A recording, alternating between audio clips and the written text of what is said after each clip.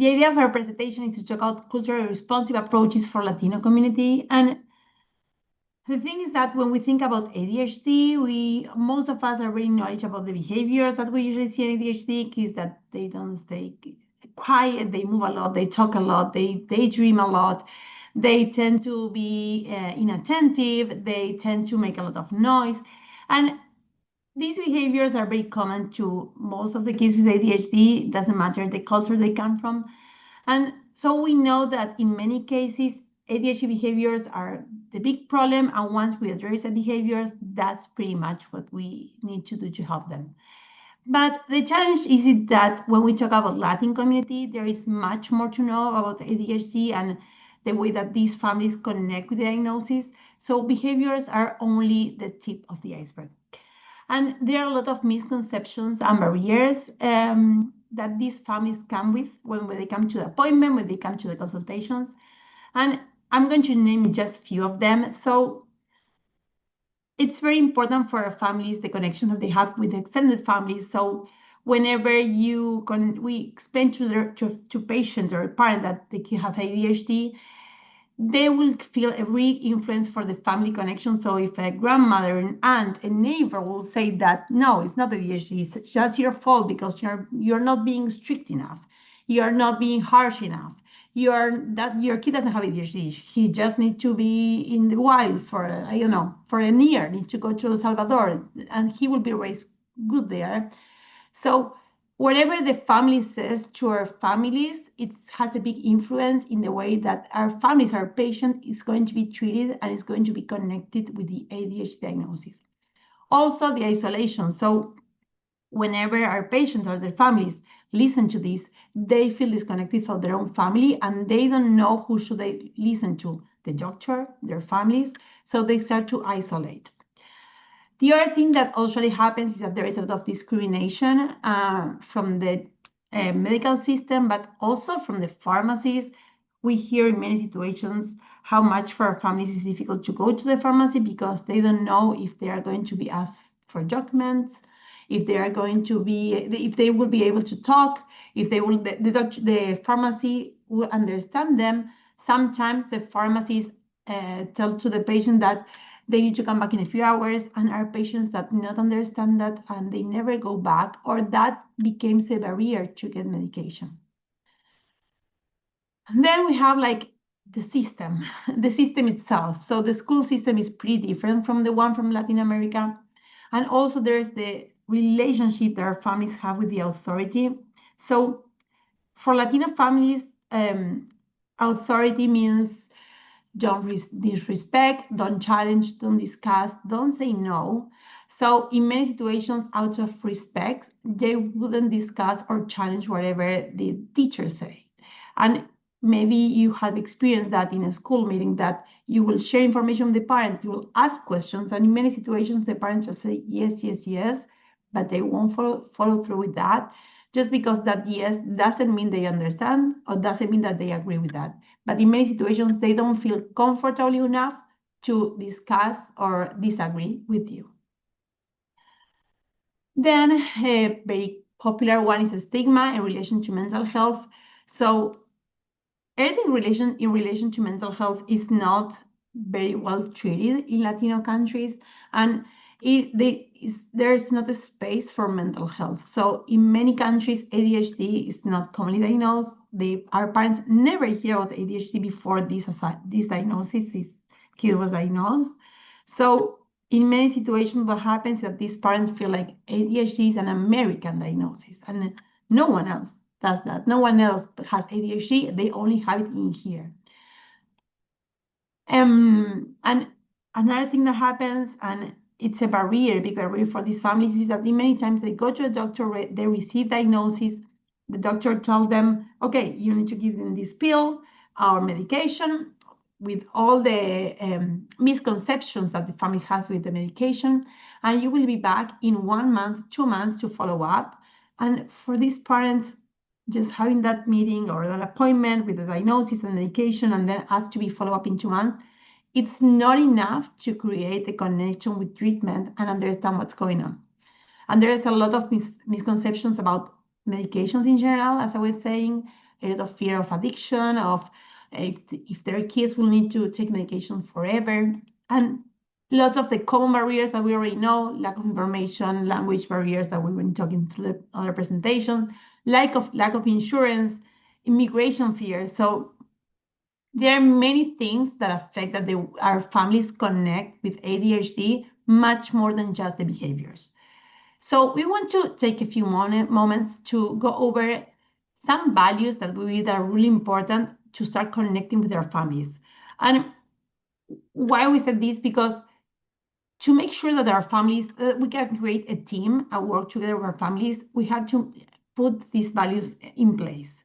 I will try to do my best to explain them separately, but they are all correlating. So human worth is the capacity to create belonging. So our families need to belong, create community. If you see my background picture, that's the wall of our office, of El Futuro office, that was created with the idea of the community. Those colors and the whole wall was painted for the community and with the community, and says, "Welcome home, bienvenidos a casa."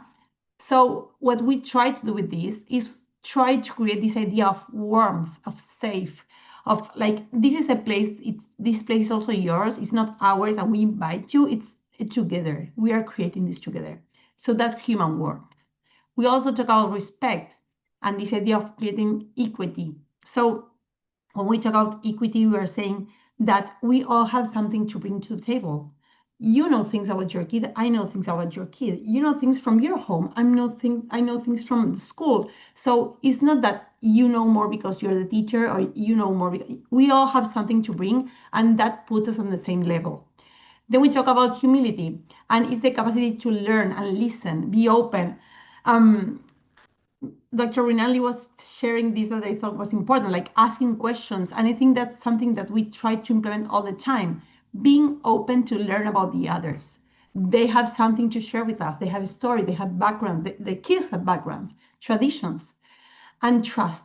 And I always think that is the big one, because in many cultures, trust is related to knowledge, is related to degrees, is related to, I don't know, have a big title in your wall.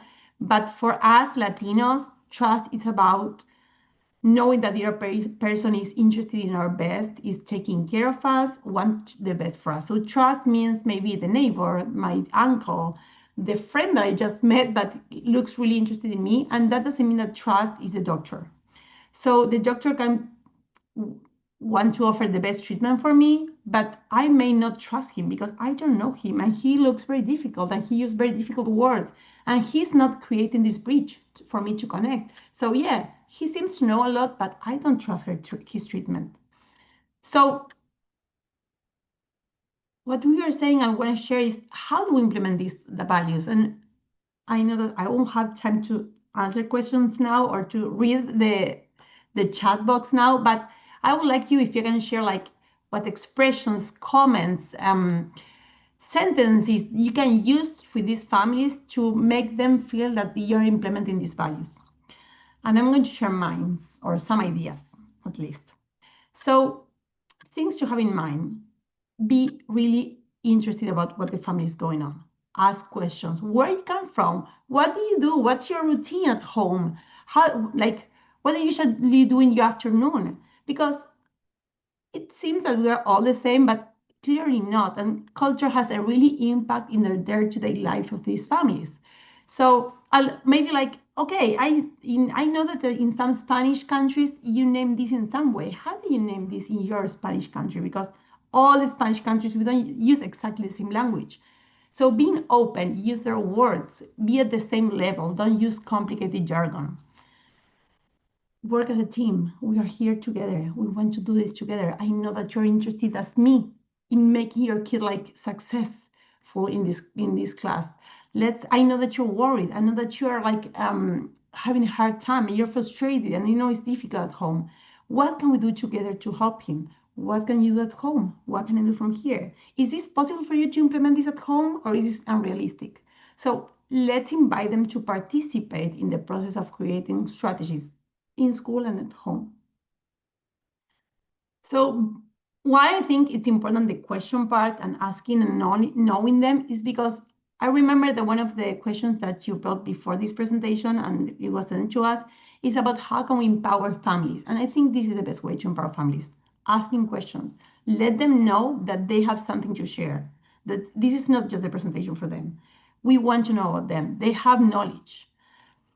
And I thought it was important to show how can we implement also this in an IP meeting or in any type of school meeting, but I know that IP tends to be very popular in our students. So as I was sharing and kind of in relation to that, I think that before we get to that meeting, we have to create some kind of connection with this family. If the first time that we meet this family is during the IP meeting, we probably won't have any feedback from them. They won't be active. They will say yes to everything. They won't follow through anything because they don't trust us. They don't know us, and we don't know them. So most of the implementations or conversations that we have are not connected to what they see, what they want from their kids. So having that previous connection, try to the app through a meeting, explain what you expect, what are they expecting, learning what they want for their kid. And also, I think it's important, it's something that we do with our patient, is having the time to explain what is going to happen in an IP meeting. IP meetings tend to be super overwhelming. So having an idea what's going to happen, what are the rights, I think that reduce the anxiety of the meeting. During the meeting, again, open to questions. Please make sure the parents are understanding. Don't use difficult jargon. Give them contact information to follow up after. Like, you can call me, you can write me, you can write this person that speaks Spanish. You can talk to the translator that speaks or interpreter that speaks Spanish. But make sure that you have that time to connect and exchange and open to questions. And last, after everything that you did, all the job that you did trying to connect, please follow up. Make sure that you are talking to the family through the app or asking how the kid's doing at home, or if he's able to do whatever you said that they were going to work together. And if not, let's rethink the intervention. So I don't know if I'm going too fast, sorry. So best treatment for ADHD. And with everything that we learn, there are some things that I want to show about intervention and treatment. So we know that in ADHD treatment, the best first approach is medication, but we also experience that medications in many cases with the ADHD families, Latino families, they don't engage in medical treatment. They may buy it, they may give it to the kids some days, not give it some other days. They may try it for a while and then don't follow up. They may forget to give the medication because in many cases these parents also have ADHD. So we realize that medication alone is not enough to see changes and to see engagement from the families. So we know that adding behavioral parent training to the treatment is super important. And now I'm going to show how we do it at the Futuro. And of course, the school involvement and support. So how do we do family involvement? We created a couple of years ago next to Duke University a class intervention totally in Spanish, where we address many topics: what is ADHD, strategies, school empowerment, what is 504, and IEP. We also talk about routines. We also talk about best ways to put the kids in activities. Like, there's a lot of things that we go through during this class, and it's on Zoom. Anyone can participate from wherever they are in the country, then don't have to be in North Carolina. And the big thing about this class is not only the information, is that many of the families at the end of the class, they are sharing that they feel less isolated after coming to the class. Why? Because they see that there are families in the same situation as them. There are other Hispanic families that are going through the same, that the kids have similar behaviors, that their kid is not the only one, that, oh, you know what, I have the same experience. Oh, I was raised similar than you were raised. So now we can see that there are things that we need to change together. You need to change it, I need to change it. Like, let's try together. And another thing that I think is super important from this class is that after going through this class, the parents are more patient with their kids. They're more empathetic. They can understand better what's going on with their kids, and they get less frustrated with what is going on.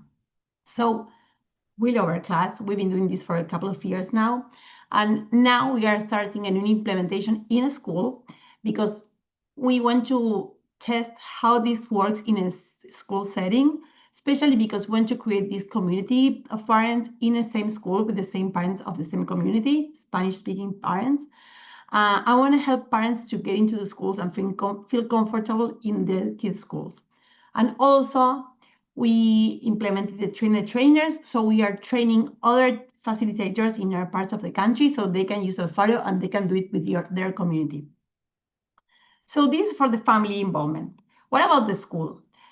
So when we talk about the school, we know that the kids with ADHD are really affected, impacted by their environment. Everything that happens surrounding them, triggers some kind of behavior. So when we talk about schools, and this is something that we also talk with the parents, we use the ABC model. Why? Because we know that antecedent has a huge impact in the behavior and also consequence has a huge impact in the behavior. So we won't be able to go over many strategies because we don't have enough time, but I wanted at least to point out one strategy on each side, one on the antecedent and one on the consequence. And for the ones that are not very familiarized with the ABC model, the idea is that everything that we do has something that happened after that affect how we behave and has something that happened, before and then after. Both affect the way that we behave, meaning that, for example, I fell asleep this morning, so I woke up in a bad mood. I got into the elevator. I didn't say hi to my neighbor, so my neighbor didn't say hi to me. Different would be like I woke up. I woke up in a really good mood. I went to the elevator. I say hi, and he say hi back. So those are behaviors that have an antecedent and a consequence. The same happened with our ADHD kids. So most of the times when they are acting, they are mainly reacting to something that they lived before, happened in the morning, happened in their brains, or something from the outside happened and they've been feeling it, so they've been reacting to it. So one strategy that we like to talk about with our families and with the teachers is that we need to make sure that we are doing the right instructions. We need to make sure that we're doing effective instructions when we are talking with our students. That means that we need to plan what we're going to say. We need to choose the time that we were going to say that. We want to make sure that we are not talking too much, too less, that we are not making them get distracted, that when we are doing an instruction, they are not just motivated by a toy or a conversation that is far from them. They are not daydreaming. So making sure that when we're giving instructions, they are actually paying attention to us and the instruction is enough or right for their capacity. On the other hand, when we are talking about consequences, and I think that's a really important one, is that we know that everything has a consequence, good or bad. So we want to make sure that we are giving enough positive consequences to our children. Why? Because we know that in many situations, ADHD children receive a lot of negative attention. Still stay quiet, stop doing that, don't bother your friend, stop talking. So they receive all the time feedback about their identity that tends to be not very positive. You are not good enough, you are not doing enough, you can do better. So to change that, we need to balance that excessive of negative attention with positive attention.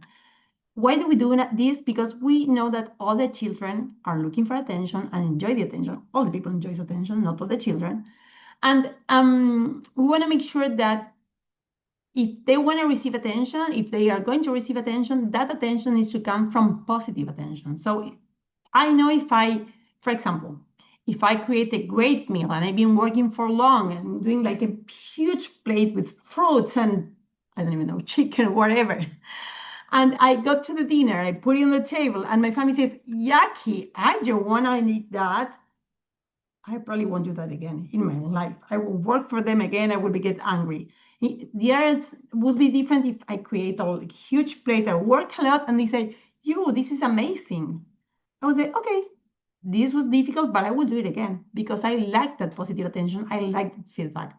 So what we want to do with this positive attention is try to take the kids, repeat the behaviors that actually worked, that were good, that were functional in the class with the peers, with the instruction. So for that, we need to make sure that we are telling them that what they are doing good is actually working, because they don't know. They need to hear that from us. They are so used to hear what they are not doing well. And we as an adult sometimes are so used to look what is not working that we need to work ourselves in sharing what actually is working. Because at the end, what we want is good self-esteem. We want kids that feel strong enough that besides having ADHD or not having ADHD or any other disability, they feel empowered. And we are part of that environment. Like, we are the ones that need to work helping that to create that empower. So I think I'm kind of okay with time, but these are the two strategies that I wanted to share. And just to make sure that at the end, we all know that we have a great impact on their kids' behavior and kids' development and self-esteem and identities. So it's our job to help them develop that.